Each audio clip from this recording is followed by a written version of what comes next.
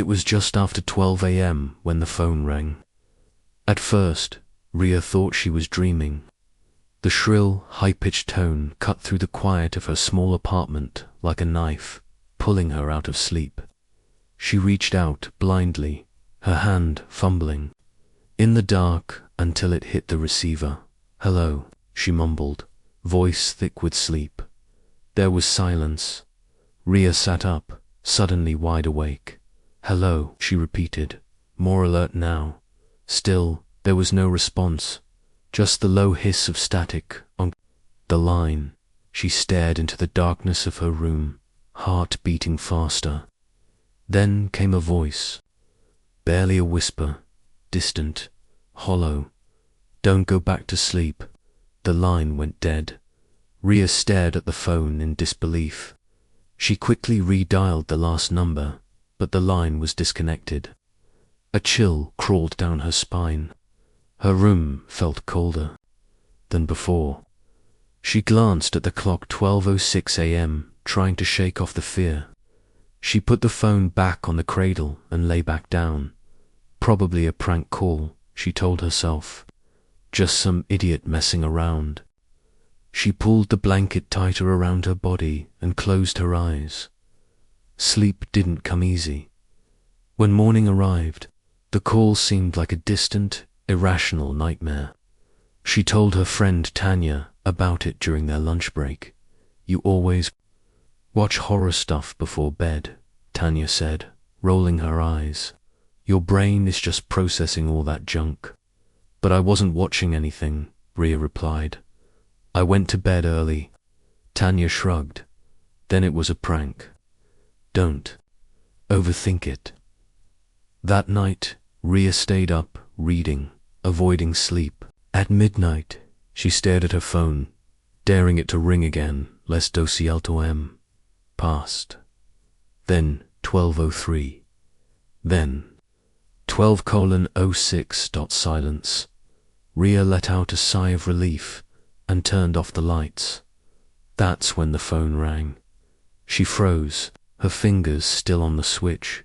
The ringing echoed through the apartment. Slowly, she picked it up. "Hello," the same static. Then the whisper, clearer this time. "You were warned. You shouldn't have gone back to sleep." The call disconnected. Rhea stared at the receiver, her hands trembling. Her breath came in shallow gasps. She checked the call. Log no number displayed. The next day, she called her mobile service provider. They had no record of the call. It must have come from a private line or internet-based call, the operator suggested. Rhea wasn't convinced. That night, she didn't sleep at all. The third night, the call came exactly at 12:06 a.m. this time. She didn't say hello, she just listened. The static was louder, more chaotic. It sounded like distant screams were hidden in the noise. "You're being watched," the voice whispered. Rhea slammed the receiver down. She unplugged the phone from the wall and turned off all the lights. But sleep still didn't come. Her mind raced with fear and confusion. A soft knock at her door made her sit upright. She lived alone. No one visited her this late. She crept to the door and looked through the peephole. The hallway outside was empty, but the knocking continued, soft, deliberate, like someone knew she was behind the door. She stepped back, trying to control her breathing. Then, silence. The knocking stopped. She waited. Then her phone disconnected. Unplugged rang again. Rhea stared at it. The cord was still out of the wall. The receiver rested beside it. It rang again. Tears filled her eyes as she approached it. She picked it up with shaking hands. "Stop calling me," she screamed. No static this time, no whisper, just a voice that didn't belong to anyone she'd ever heard. "I'm coming." The line went dead. She ran to her bedroom, locked the door, and huddled under the covers. Somehow, she fell asleep just before dawn. The next morning, She found scratches on her front door, deep, deliberate marks, like claw marks. She called the police. They found nothing, no prints, no evidence of forced entry. You should install a camera, the officer advised. Might just be some kids. She bought a camera that afternoon and installed it facing her door. That night, the camera was active. She watched the live feed from her phone. Las 12:06 Salta M. No call. No knock, but in the camera feed, she saw movement. A figure was standing just beyond the edge of the camera's field of view. Tall, thin, UNMOVING. She zoomed in. The figure didn't move. She opened the door and looked out. Nothing there. But when she reviewed the footage, the figure was gone from the recording. It only appeared during the live stream. The following night, she received a package with no return address. Inside was an old rotary phone.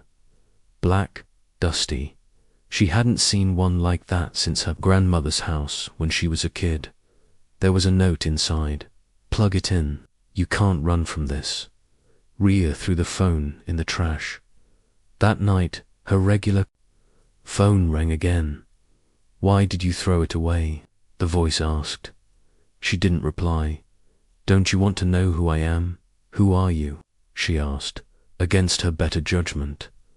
The voice sighed. You knew me once, but you forgot. That's why I'm here. The line disconnected. Rhea spent the next day researching every paranormal story involving phones, calls, or spirits. She found a forum post from 2006. Someone mentioned receiving calls every night at 12:06 a.m. The last update in the post was, he's not just a voice anymore. He's inside now. The user was never heard from again. That night, Rhea heard footsteps in her apartment. Not outside, inside. She grabbed her phone and tried to dial 911, but the screen stayed blank. Then it lit up with a single message. No one can help you. The lights went out. Darkness swallowed her apartment.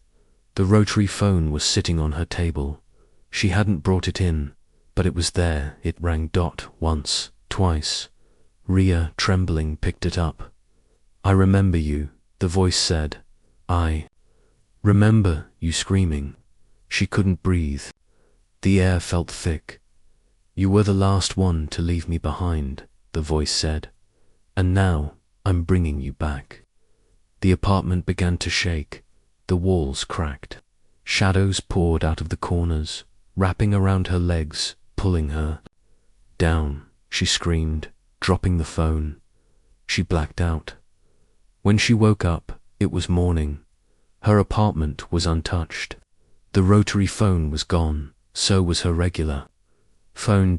Everything seemed back to normal, until she looked at her reflection in the mirror. Her eyes were completely black. The reflection smiled. She did not.